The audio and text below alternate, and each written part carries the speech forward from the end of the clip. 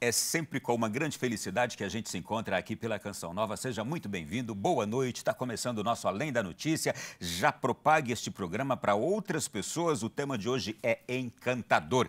Ser pai, a importância da figura paterna na vida de toda pessoa. E você de casa é convidado a participar intensamente desse programa. Você vai gostar, estamos às vésperas do Dia dos Pais e é uma data que deve ser comemorada cada vez mais com dedicada atenção, essa data do Dia dos Pais. Eu fiz aqui uma pesquisa que foi a seguinte: segundo a história, foi na Babilônia, há mais de 4.000 anos, que nasceu a data do Dia dos Pais. Um jovem chamado Hermeso teria moldado em argila o primeiro cartão desejando sorte, saúde e longa vida ao seu velho pai. E a partir daí, olha, a data do Dia dos Pais veio se propagando pelo mundo. O renomado psicólogo americano James Dobson sustenta que o mundo ocidental encontra-se na encruzilhada da sua história. Ele diz que nossa sobrevivência dependerá da presença ou ausência da liderança masculina em milhares de lares. A frase textual dele é essa aqui: creio firmemente que os maridos e pais retêm em suas mãos as chaves para a preservação da família. No posicionamento do James Dobson, pode-se perceber que o papel do pai é apresentar limite e equilíbrio para que não só os filhos, mas toda a sociedade cresça de forma saudável. O tema de hoje é vastíssimo e eu já quero aqui conversar com a nossa convidada, professora Dulcineia Marques, educadora e consultora familiar. Boa noite. Boa noite, Ronaldo. Obrigada. De novo aqui, bem-vinda. De novo aqui. Significa que você gostou, né? É uma boa casa. Que bom. E a senhora é uma boa amiga. É isso mesmo. E amo a família, tá? Que bom, que bom. Amo família, é o esteio da sociedade, é o esteio de um país. Uma família saudável, comunidade saudável, país saudável. Nós vamos ter hoje um papel importante aqui nesse programa. Preparar agora os lares para celebrar o Dia dos Pais, não é? Vamos lá, então. E, para começar, eu conversava já com a professora aqui, fora do ar, antes de nós começarmos o programa, e eu estava contando para ela que hoje estava lendo uma belíssima narrativa do livro O Ateneu, de Raul Pompeia, 1888. Aquela parte do diálogo entre um pai e um filho, quando o pai chega na porta da escola, e aí vai pela primeira vez levar o filho à escola e deixar que ele entre sozinho na escola. Não é? Para torná-lo ali um pouquinho mais independente. É aquele passo em que a criança não quer deixar o pai, nem a casa, nem a mãe, mas precisa já ir para a escola. E aí o filho, mais tarde, vai narrar como foi aquele momento para ele. E aí ele lembra da frase do pai, que foi a seguinte: vais encontrar o mundo, disse-me meu pai, à porta do Ateneu. Coragem para a vida. É assim. Este é o papel do pai, encorajar os filhos para a luta. Esse tema, ele é tentador. Eu passei o dia hoje pensando e torcendo pelas perguntas que você fosse me fazer. Biologicamente, antropologicamente, o homem tem dois grandes papéis na estruturação de uma família. É mais fácil você conduzir uma família, tanto para a mãe quanto para o marido, se você recebe a graça de Deus, que é o sacramento do matrimônio. Aí vem todo o sabor dela. Aí vem todo o sabor dela. Tudo fica mais fácil. Não significa que quem não contraiu o matrimônio não consiga, mas é com menos graça, é mais difícil, tá? E aí, voltando para a questão biológica e antropológica. Quando a gente, 50% de qualquer um ser humano, é característica genética, você herda da ancestralidade. E os outros 50% você herda do meio social onde você vive, do meio familiar, da cultura. Então, nós somos meio a meio, certo? Aí, o que acontece é o seguinte: o homem paz, ele recebe a seguinte característica de gerar confiança, que ele vai ter o papel de proteção. A primeira coisa que ele faz é ter o papel de proteção e de prover o alimento. A mãe, sim, a mãe é aquela que vai gerar o filho. Então, a mãe, quando vai gerar, como ela gera o filho, ela ganha características genéticas que são muito interessantes. Primeiro, a mulher consegue enxergar até 45 graus. Ela enxerga aqui do lado. Porque enquanto ela está cuidando dos afazeres, está aqui centrada, ela consegue, sem virar o olho, enxergar o que os filhos estão fazendo à sua volta. E o homem só enxerga de profundidade. Por quê? O papel dele é proteger. Então, ele tem que enxergar longe, certo? Olha que coisa linda. Aí, por isso que quando o homem fala assim, fulano, aonde que está tal coisa? Na geladeira, por exemplo, na manteiga. Ele vai na geladeira e não acha manteiga, porque ele só vê o fundo da geladeira, ele não enxerga. A visão dele é de profundidade. De profundidade, para proteger, para enxergar longe. Por isso que o homem dirige bem à noite, mulher não. Entendeu? A mulher enxerga lateralidade. Na praia, por exemplo, é muito comum falar assim, passou uma mulher bonita e ele vira o rosto para acompanhar a mulher. Tem que virar o rosto dele. A mulher não, a mulher faz o mesmo, só que ela enxerga sem virar. Porque ela enxerga, ela tem que cuidar da prole. Tá? E o homem tem essa visão de profundidade para proteger. O homem, ele é mais forte, então ele tem mais músculo e a mulher tem mais tecido adiposo. A mulher tem que ter mais tecido adiposo para poder produzir os hormônios para gerar os filhos. O homem não, é força para poder ir para a caça, para a defesa, para a proteção. Tá? Agora vem aqui uma coisa, eu não esqueci da sua pergunta, tá? Okay. Aí vem uma coisa que é muito interessante. Nós estamos herdando características genéticas, isso é da ancestralidade. Como o homem, a função dele é de proteção, então, você concorda que quem vai para uma guerra, quem vai para uma luta, são só os mais viris, os mais fortes? Sim. E ele tem chance de ir para defender a família que ficou para trás? Ele pode morrer? Não pode? Sim. Então, assim, só os né? Velhos ficavam, as crianças ficavam, e os jovens, e os mais jovens, e saudáveis e viris é que iam para a guerra. Está me acompanhando? Sim, sim. Ele põe a sua vida em risco. E deixa a esposa com os filhos, cuidando da alimentação, cuidando do cuidado com o crescimento da criança. Isso é característica genética. Não estou inventando. Isso é antropologia junto com a biologia. A senhora está nos explicando aqui um contexto antropológico e cultural milenar, sei lá. Que aí vem a questão do machismo, aquela questão toda, tá?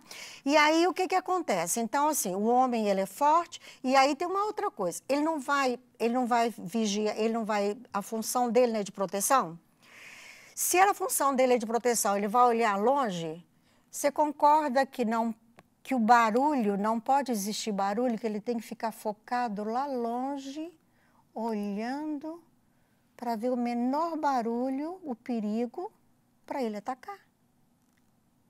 Por isso que homem não consegue pensar duas coisas ao mesmo tempo. Ele tem que estar focado. Olha que coisa linda. Ele não consegue ter atenção para muitas coisas. Não. Aí quando você fala assim, fulano, Ronaldo, o que você está fazendo? Você está assim.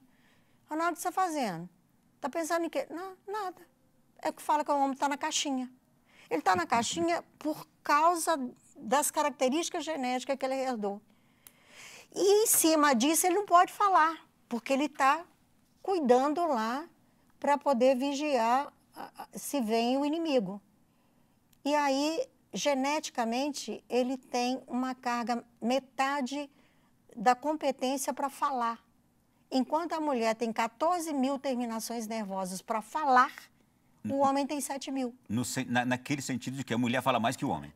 Naquele sentido que a mulher fala mais... Agora me diga uma coisa, por que a mulher tem que falar mais? Porque é ela que cuida da prole. Sai daí, fulano, não sobe aí não, ciclano. Vai escovar o dente, vai fazer isso, vai fazer aquilo. Esse é o papel da mulher. Esse é o papel da mulher. Então, assim, quando fala que o homem... ele não faz nada dentro de casa, geneticamente ele não tem essas características. Agora, é claro que tem envolvimento cultural, que é aí que nós vamos entrar agora nessas questões. Que vem a transformação cultural. Aí vem a transformação cultural, que vem a transformação social e familiar. Aí o que acontece? No final do século XIX, 1870, 1800, tá? Qual era o papel do homem? Cuidar da propriedade dele, honrar o nome, e os filhos e a esposa eram propriedade dele. A esposa chamava ele de senhor. Não existia diálogo. Era pronto, era determinado. O que ele falava, a família fazia. Não tinha diálogo. O diálogo era com a mãe e com os filhos, e o pai não. Agora, porque ele queria? Não, características genéticas, características culturais. Entramos no século XX. Aí começou a mudar, e onde intensificou com a Segunda Guerra Mundial, que a civilização ficou pobre, as famílias ficaram pobres, a mulher teve que trabalhar. Então, aí, quando a mulher vai trabalhar para ajudar o marido a buscar o recurso para viver dentro de casa, eles começam a dialogar. Então, começa a abrir. E agora abriu consideravelmente no século XXI.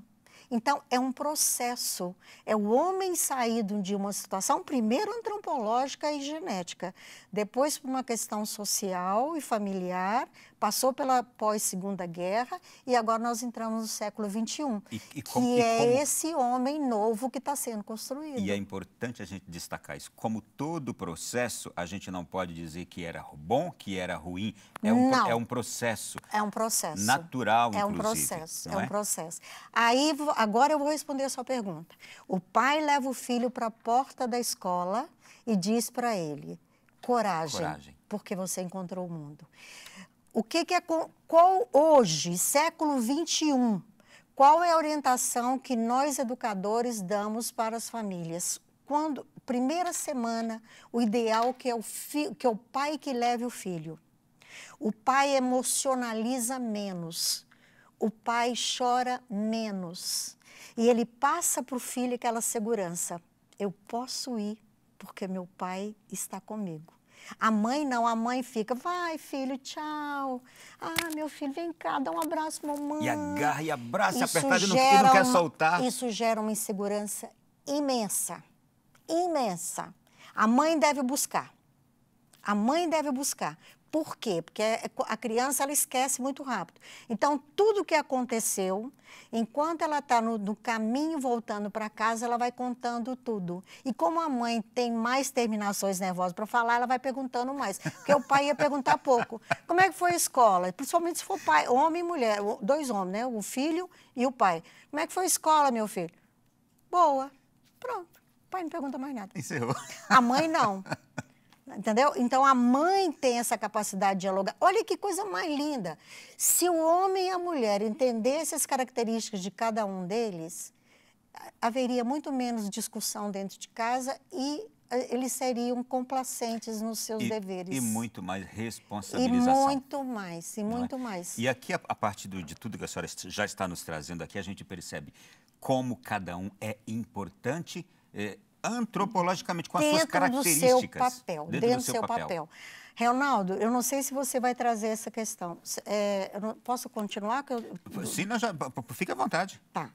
Porque eu vou trazer um monte de questões aqui. O que acontece é o seguinte, o pai, ele é responsável por separar a criança de 6 a 1 anos de idade, tá? Então, assim, nesse período, a criança, ela acha... Não é exatamente isso, mas no geral, porque nós estamos num programa, a criança até 1 ano de idade, ela se sente meio continuidade da mãe. Ele e a mãe é uma coisa só, entendeu? Então, quando o pai entra nesse processo, ele começa a perceber que a mãe dele é uma coisa, que ele é uma coisa e que o pai é outra. Então, ele é a primeira pessoa que vai aparecer na vida dele para ele romper esse vínculo físico com a mãe. O pai é aquele bom intruso, né? Entendeu? Então, assim, aos pouquinhos, e isso vai gerando uma segurança no filho. Imagina, o filho acha que ele é isso.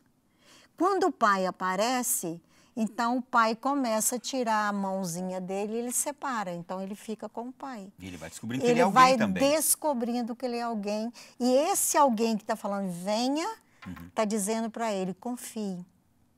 Isso é instinto, é natural. Aí, imagina, uma mulher resolve falar, não, eu vou ter um filho independente. Já começa na gestação a criança ter esse processo.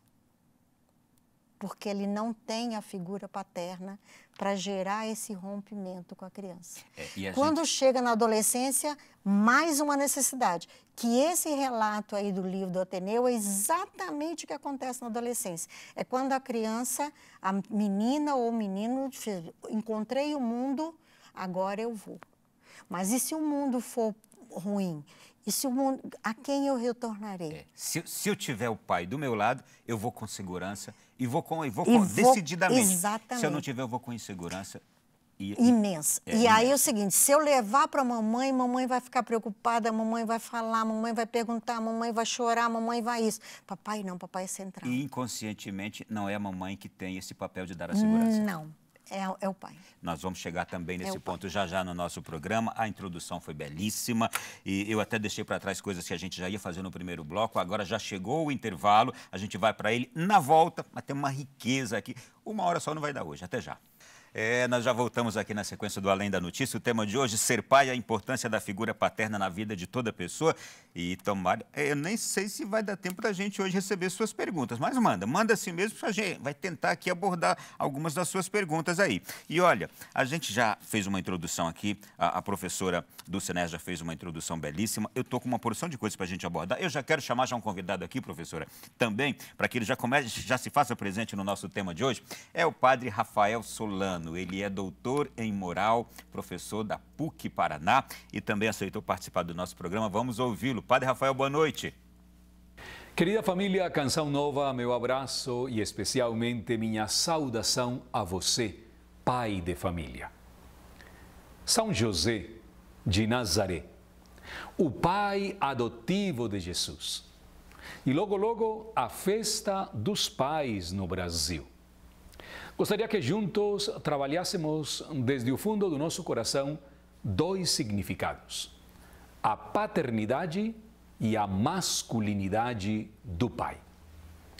Na Amoris Laetitia, uma carta que o Papa Francisco apresentou ao mundo 5 anos atrás, de uma grandeza e de uma beleza única, num dos números o Papa fala da crise do masculino. O ser do masculino pouco a pouco vem se perdendo. Numa sociedade altamente machista, o homem na família se torna cada vez menos presente. Ninguém pode negar que na América Latina o matriarcado é muito forte. Todos nós amamos as nossas mães. Mas o machismo excessivo domina quase que a ausência do masculino. Vejam bem como a diferença é muito marcante. O homem machista geralmente se faz presente de forma limitada nas atividades do lar. O homem masculino sempre está presente em todas as atividades do lar. O ser masculino tem a ver imediatamente com uma referência à paternidade. Ele tocou aqui no ponto, a crise do masculino. E fez aqui um paralelo entre o masculino e o machismo. E que o masculino, ele consegue transitar muito bem na relação familiar. O machismo não, o machista não. Como é que a senhora analisa também isso?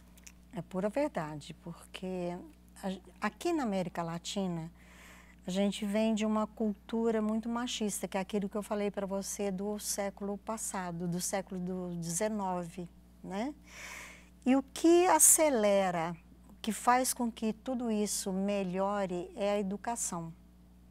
Infelizmente, a maioria do povo brasileiro não goza desse privilégio de ter uma boa educação. Então, impera-se muito ainda o machismo, que é exatamente a aplicação somente dessas características genéticas que eu trouxe para você. Elas fazem parte do ser do homem, elas são bonitas e necessárias, mas você não pode agarrá-las e dizer, eu sou assim e eu não vou mudar. O machismo seria uma não adequação a essa mudança dos tempos? As mudanças sociais, sim, e culturais e familiares do século atual. E assim, o masculino? O masculino, quando consegue entender bem, aí ele não perde a sua essência, a essência do homem? Não, porque ele conserva, porque é o seguinte, um casamento saudável pode acabar o amor, mas a inteligência tem que perdurar, porque tem que entender as situações do contexto familiar, do contexto social, do contexto cultural, para ir se adaptando. Então, ele vai pegar as características dele, tá? E de acordo com o ambiente onde ele vive, ele vai trabalhando essas questões com a sua parceira presente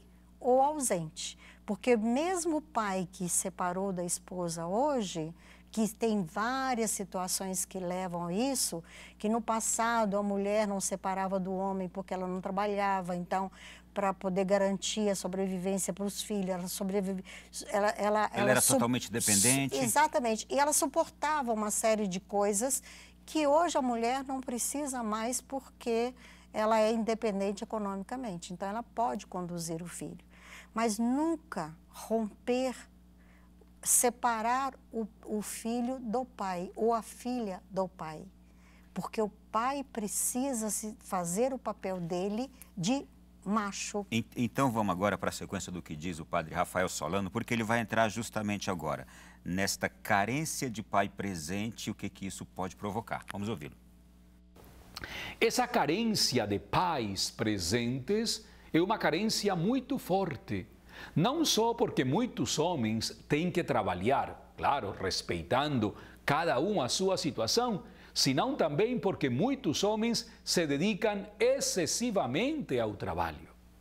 A figura paterna presente traz consigo uma relação filial completamente diferente.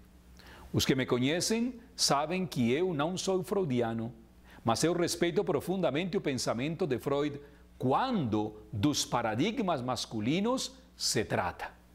A figura masculina ensina ao filho e à filha a lidarem rapidamente com uma resposta que muitas vezes não queremos ouvir. Não. O pai é a figura do corte. O pai é a figura da responsabilidade.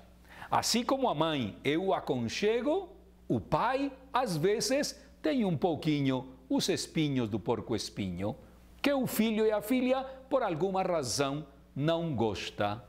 Eu também tive problemas com meu pai. Muitas vezes não aceitava as suas exigências. Era um homem que tinha uma capacidade impressionante para sintetizar as coisas e o seu olhar masculino penetrava muitas vezes aqueles mimos que como filho eu tinha. É muito importante a tua presença na vida dos teus filhos, paternidade masculina, sem agressão. O ser masculino não deve levar um homem a ser agressivo, jamais. A ternura não pode sair do coração de um homem casado, de um pai de família, muito pelo contrário. O pai de família, com a sua forma, com a sua maneira varonil de ser, carrega os seus filhos de maneira maravilhosa. E precisamente por isso, muitos filhos hoje só temos a agradecer aos nossos pais. Ele resumiu tudo que eu falei. E podemos dizer o seguinte, ele aqui explica o lado positivo de uma presença do pai e o lado negativo, não é? É, isso mesmo. De forma muito clara. E a gente vai daqui a pouco, inclusive, colocar um pouquinho mais de tintas nessa questão do lado negativo quando o filho não tem a presença do pai, não é? E também não é só quando não tem a presença do pai, porque se tiver a presença do pai e ele for um pai agressivo, entendeu? Principalmente se esse pai agride a mãe, isso machuca demais os filhos. É o que alguns autores chamam de pai fraco e mãe forte. Ela se torna Uma forte. presença de pai fraca e uma presença de mãe forte. A mãe, por causa da fraqueza do pai. Sim, mas a mãe, por natureza, ela é forte. Sim. Toda mulher, toda mãe é muito forte, entendeu? É. Ela é forte, apesar dela se emocionalizar muito, mas ela é muito forte em todas as situações. Para ainda dar mais relevo a tudo isso, nós temos também a doutora Patrícia Rossetti. Ela é psiquiatra e psicanalista. Ela vai também continuar essa mesma linha do padre Rafael Solano. Vamos lá.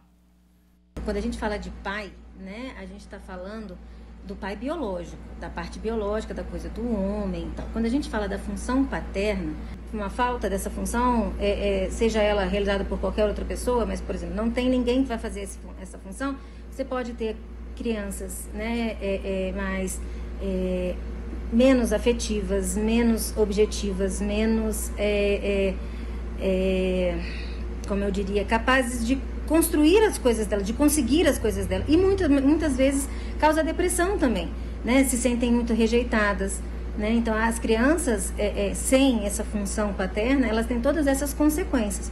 Por isso que tanto a função paterna quanto a função materna, elas são extremamente importantes para o desenvolvimento emocional e psicológico, né, do indivíduo. O que a gente está conversando aqui é algo extremamente sério e responsabilizante. Ao mesmo tempo, não queremos que seja um peso, mas que seja uma compreensão, não é? Exatamente. Os pais, Ronaldo, como todos que já deram seu depoimento aqui, como nós também já conversamos, ele é responsável por gerar a segurança.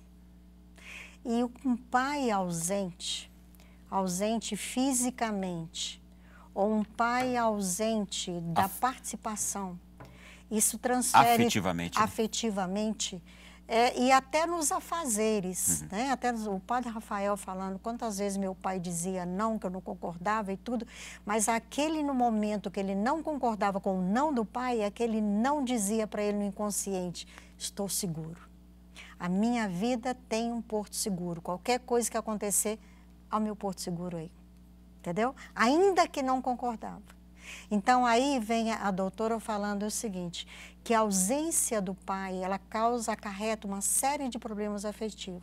Existe uma pesquisa que comprova que o índice de criminalidade é ausência de pai. A maioria das crianças que entram na criminalidade é porque não tiveram um pai presente. A cognição, dificuldade na escola, se você buscar lá atrás, a pai ausente. Eu vou deixar a senhora, então, daqui a pouquinho explicar melhor, porque eu tenho também um vídeo que mostra isso já, e depois a senhora até comente, não é? A equipe, por favor, vamos para o próximo vídeo, então?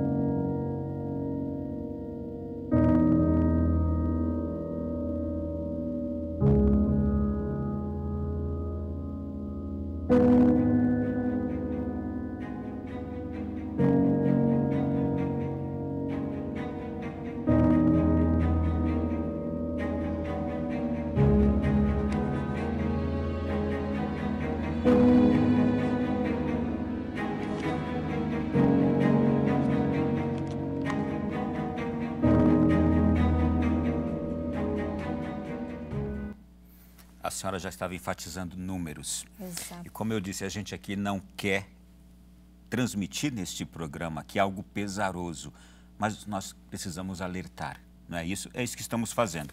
E eu tenho aqui, a senhora começou a trazer... Essa característica aqui, de tudo exatamente, dessa ausência de pai, quem é o pai que faz isso?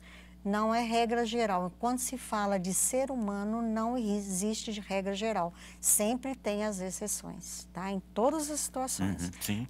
Quando você envolve ser vivo. Mas a maioria desses pais que saem e abandonam os filhos são os pais machistas. São os machistas. Entendeu? que não estão preocupados com a prole que ele deixou, com aquele pedaço dele.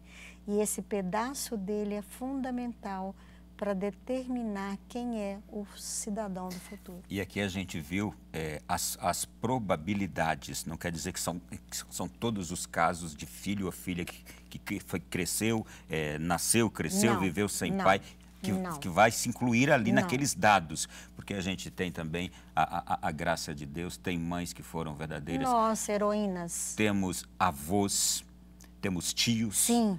Homens que ocuparam esse lugar do pai. Sim, e aliás foi ótimo você ter falado, porque enquanto a doutora estava fazendo a sua fala, é importantíssimo, vou olhar até para a câmera aqui, tá? Você, mãe, que não tem o pai presente por uma série de circunstâncias, não se culpe, tá? Mas coloque alguém para substituir o pai. É importante que seja o avô, ou que seja seu irmão, ou que seja um amigo, mas eles precisam ter uma figura paterna, masculina, como referencial. Tá? E é encontro, né, Ronaldo? Isso é possível encontrar. A gente tem amigos, tem tios, tem avós que faz muito bem esse papel. E a senhora sabe que o quê? É uma grande, eu diria, é uma grande ajuda e realmente a mão misericordiosa de Deus são justamente as famílias que têm na igreja ali também um sustento. Sim, sim. Porque a fé ajuda muito, né, nessas questões todas. Ajuda. E a gente tem dados estatísticos, inclusive, que comprovam isso, de que a igreja ela é importantíssima para casos como esses. E, olha, esses dados todos que apareceram ali, eles são dados americanos, não é? Agora a gente tem dados estatísticos aqui do Brasil também, pesquisa da USP que mostra que a paternidade ativa, com maior envolvimento do pai na criação do filho, traz benefícios para a carreira do homem, para a criança, para a própria mãe. Aí tem aqui benefícios para os filhos, aí as vantagens para o casal, a presença de um homem, para o próprio casal. Aí consta que vivem mais, o casal vive mais, consta que tem mais saúde, consta que os filhos são muito mais felizes, a família é muito mais feliz. São coisas positivíssimas dessa presença. A ausência do pai, ela afeta até na obesidade. Entendeu? Então, assim, são os mínimos detalhes.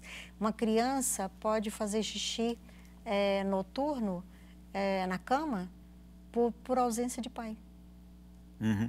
Entendeu? Então, assim, a presença do pai, e não é aquela presença, ele não tem que ser aquele pai como a mãe, entendeu? Que faz barulho. Eu não estou falando que a mãe faz barulho porque é uma característica negativa.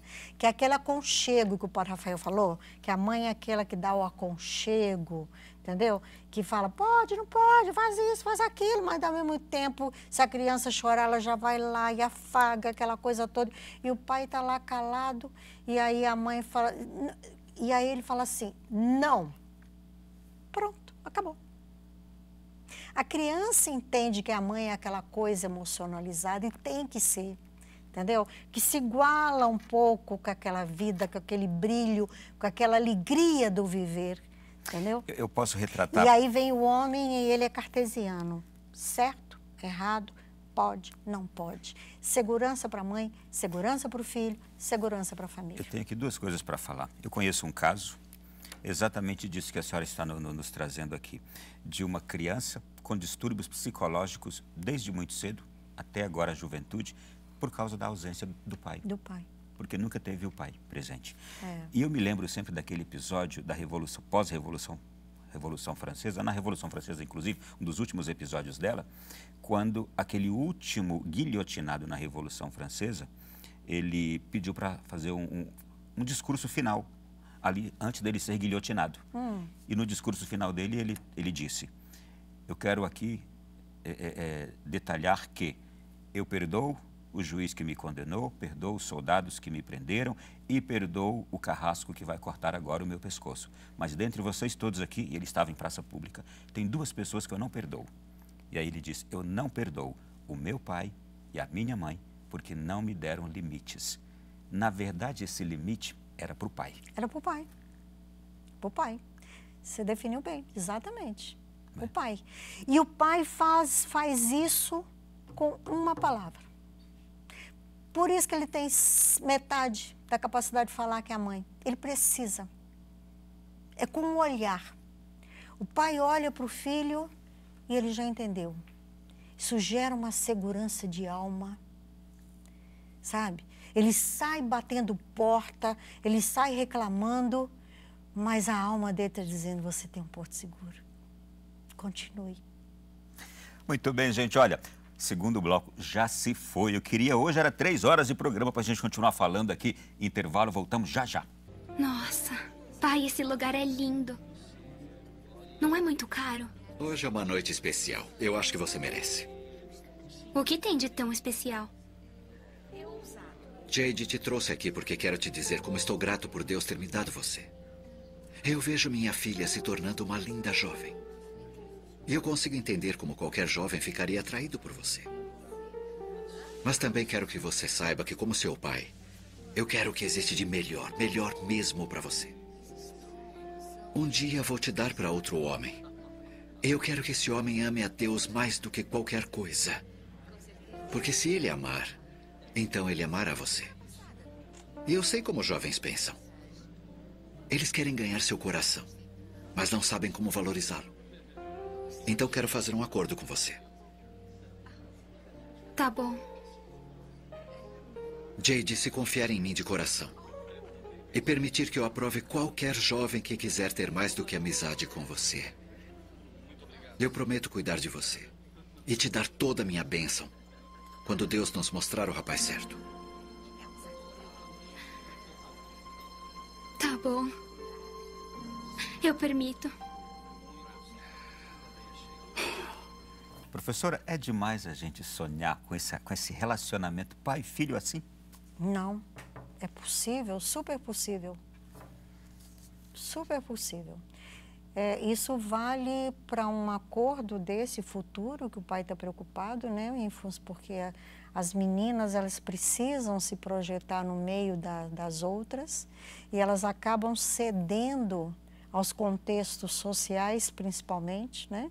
E entra a escola também, para poder agradar ao grupo e aí vai cedendo a uma série de coisas. E que só um pai é que consegue fazer de verdade um acordo tácito desse que ela não vai romper, apesar das amizades. E a senhora viu a estratégia? O pai a levou para um restaurante para convidar, naquele momento da entrada de uma nova fase na vida dela. Sim, que é a adolescência, né? Porque, na verdade, a vida ela é muito bonita, porque desde que nasce até os 15 anos, é como se a criança passasse por um túnel, e esse túnel ela fosse...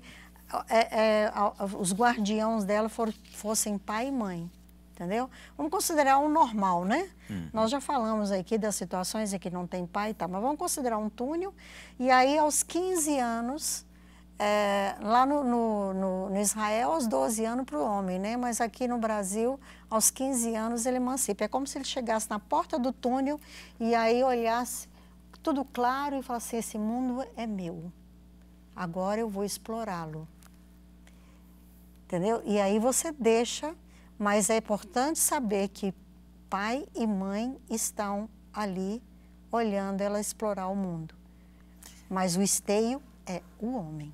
Vamos lá, olha, eu tenho já algumas perguntas aqui. Obrigado a tanta gente que está mandando perguntas. O tempo está curtíssimo, mas eu quero valorizar o que você está mandando aqui. O Isaías Costa, ele é enfermeiro, pedagogo de Campo Belo, em Minas Gerais. Ele diz assim, nos últimos anos, as ideologias que negam o transcendente se fazem presente. Como devo atuar como pai em meio a essas ameaças? Diálogo. Diálogo. Tá? Simplesmente diálogo. E esse diálogo, qual é o nome dele? Isaías, né? Isaías. Ele é uma pena que ele não falou se é homem ou se é mulher, tá? Mas se for homem, a melhor forma de dialogar é fazer atividades que ele fazia quando criança. Ir para o parquinho, só ele, jogar uma bola, e aí chuta uma bola aqui, chuta uma bola ali, pergunta, e aí, como é que está a vida, como é que estão os amigos, como que está isso, e aos poucos, com poucas palavras e pequenas conversas, você vai conseguindo chegar no mundo daquela criança, daquele adolescente e aconselhando, com poucas palavras. Da mesma forma, eu vou pegar a deixa do Isaías e vou dizer o seguinte: um pai perdeu o diálogo com o filho. Pai e mãe, né? Pai e mãe perderam o diálogo com o filho. A forma de voltar esse diálogo, de reconquistar ou de abrir esse diálogo, é fazer atividades que fazia no passado, quando criança, com ele. Porque a criança, o adolescente, eles aprendem até por volta de 10 anos. Aquilo fica marcado, registrado no inconsciente da criança. Então, a partir dos 10 anos, ela vai colocar em prática. Então, se houve um rompimento na adolescência aqui do diálogo, volta aqui fazendo coisas que você fazia no passado.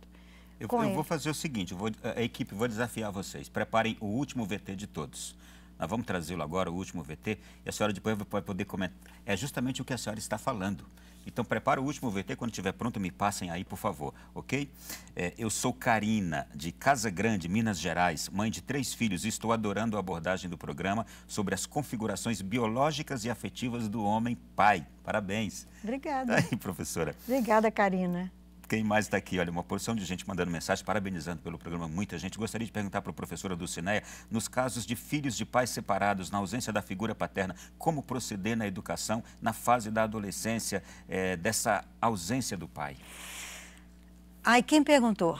Quem perguntou, Tereza, é de Brasília. Tereza, tem várias situações aí. E a senhora tem pouco tempo. Tem pouco tempo? Tem pouco. Se você não está tendo um diálogo muito bom com o pai do seu adolescente, seja humilde, procure e converse com ele. Peça para que ele retome esse papel dele. E esse papel dele é exatamente isso. Leva para jogar bola ou sai com a filha para fazer um brinquedo no parque, conversa com a filha, leva no restaurante. Essa ideia do filme aqui é ótima para levar a um restaurante. Tenta trazer o pai para fazer isso. Encontrar caminhos. Senão, você pode fazer isso. Você pode pegar, por exemplo, fotos antigas e reviver, ver fotos com a filha. Você pode ir para o quarto da filha ou do filho e ficar com ele lá até dormir, recordando coisas do passado. Conta histórias, fala de avô, de avó, do que for bom, do que a criança gostar. Vai reconquistando essa relação. Essa relação. Professora, o que eu vou trazer agora, a cena que nós vamos trazer, é do filme Corajosos, que eu indico para quem quiser assistir. Conta a história de 5 homens que decidiram mudar suas vidas. 4 deles são experientes policiais que lutam pela ordem na cidade, mas como pais, eles não estavam exercendo o papel devidamente. E quando eles começam a passar por algumas dificuldades familiares, como a perda de uma filha, o desemprego, eles fazem um compromisso que é priorizar a família e a fé em Deus. Acompanhe, é emocionante. Posso dizer que, como oficial da lei, eu vi em primeira mão a dor profunda e a devastação que a falta do pai traz para a vida de uma criança. Nossas prisões estão cheias de homens e mulheres que viveram inconsequentemente após terem sido abandonados pelos pais, feridos pelos homens que mais deveriam amá-los. Muitas dessas crianças agora seguem este mesmo padrão de responsabilidade que seus pais seguiram. Enquanto tantas mães se sacrificam para ajudar seus filhos a sobreviver, elas não devem carregar o peso sozinhas. Agradecemos a Deus por elas. Mas as pesquisas provam que uma criança também precisa desesperadamente de um pai. Não há como negar este fato. Como todos vocês sabem, este ano, minha família sofreu a perda trágica de nossa filha de 9 anos, Emily. A morte dela me fez perceber que eu não tinha aproveitado o tempo inestimável que eu tive com ela. E que eu não entendia realmente como era crucial meu papel como pai para ela e para nosso filho Dylan. Desde a morte dela, eu pedi para Deus me mostrar, através de sua palavra, como ser o pai que eu tinha que ser.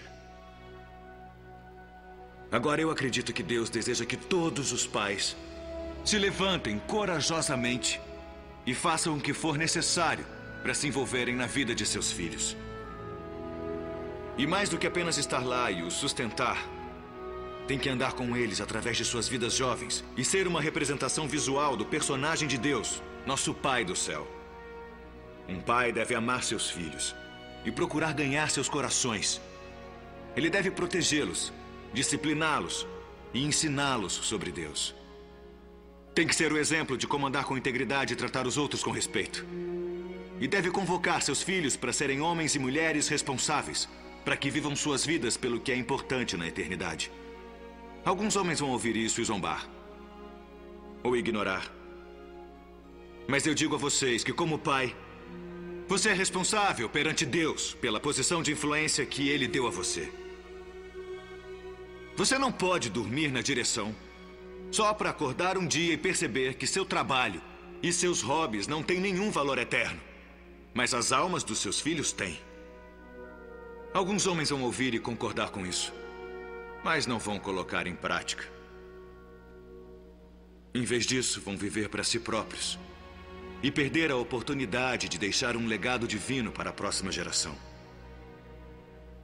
Mas existem alguns homens que, apesar dos erros cometidos no passado, apesar do que os pais não fizeram por eles, irão dar a força dos braços e o resto dos dias amando Deus por tudo o que são e ensinando aos filhos a fazer o mesmo. E sempre, quando for possível, amar e ser mentor de outros que não tiveram paz em suas vidas, mas que precisam desesperadamente de ajuda e direção. Nós convidamos qualquer homem cujo coração esteja cheio de coragem a se unir a nós nesta resolução. Na minha casa, esta decisão já foi tomada. Não precisam perguntar quem vai guiar minha família, porque pela graça de Deus, eu vou. Não precisam perguntar quem vai ensinar meu filho a seguir Cristo, porque eu vou. Quem vai aceitar a responsabilidade de prover e proteger minha família? Eu vou. Quem vai pedir a Deus para quebrar a corrente de padrões destrutivos na história da minha família? Eu vou. Quem vai orar por nós e abençoar meus filhos a seguirem corajosamente o que Deus os mandar fazer? Eu sou o pai deles. Eu vou. Eu aceito esta responsabilidade e é meu privilégio abraçar isso. Eu quero o favor de Deus e sua bênção em minha casa. Qualquer homem bom quer. Onde estão vocês, homens corajosos? Pais que temem o Senhor. É hora de levantar e responder ao chamado que Deus fez a vocês. E dizer: eu vou, eu vou, eu vou.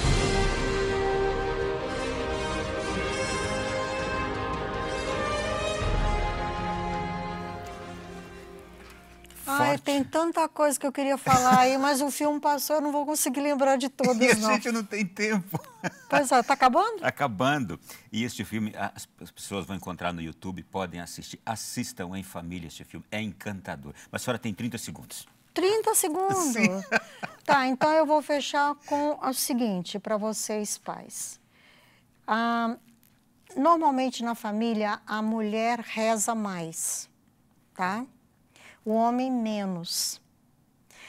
E aí as crianças podem entender que rezar é coisa de pessoas que se emocionalizam muito, porque o pai é o esteio. Então, quando vê o pai rezando, eles conseguem entender a grandeza de Deus e eles rezam. Então, quem aproxima os filhos mais de Deus é a oração do pai, pela atitude e pela oração. Não que da mãe não tenha valor. Você consegue entender o que eu falei? E o que a senhora está dizendo, tem pesquisa científica que comprova isso. O pai que vai à igreja, o filho vai. Vai. Se vai só a mãe, o filho não vai. É. Mas se o pai vai, o filho vai, os filhos vão, a família inteira vai. Porque como a mãe é aquela mulher que emocionaliza muito, as crianças podem entender no seu inconsciente que é a parte frágil e que está rezando porque é fraca, mas o pai é forte. Se o pai está rezando, então aquela pessoa que ele está rezando tem algum valor. Vamos aqui então sintetizar eu vou fazer. Tudo aquilo que é mais importante. Se o pai toma a dianteira, o filho segue. O filho faz, isso. Obrigado, professora. Foi um prazer. De nada. Até breve. Até breve, exatamente. Feliz Dia dos Pais também para todos verdade, aqueles. É verdade. Não é? Antecipadamente já estamos aqui abraçando a todos e obrigado a tanta gente que esteve conosco. Fique com Deus. Esse programa pode ser revisto a partir de amanhã já no Canção Nova Play. É só entrar lá e multiplique, divulgue para outras pessoas. Boa noite, até semana que vem. Parabéns, pai, nesse dia especial para todos os pais, mas especialmente para você. Que Deus te abençoe muito. Muito obrigado por tudo que o Senhor fez por mim, pelo Giovanni. Que Deus continue te iluminando nos seus erros também, que me fazem crescer, mas principalmente nos seus acertos, na sua inspiração que o Senhor é para mim, para o Giovanni. E muito obrigado. Te amo. Beijo.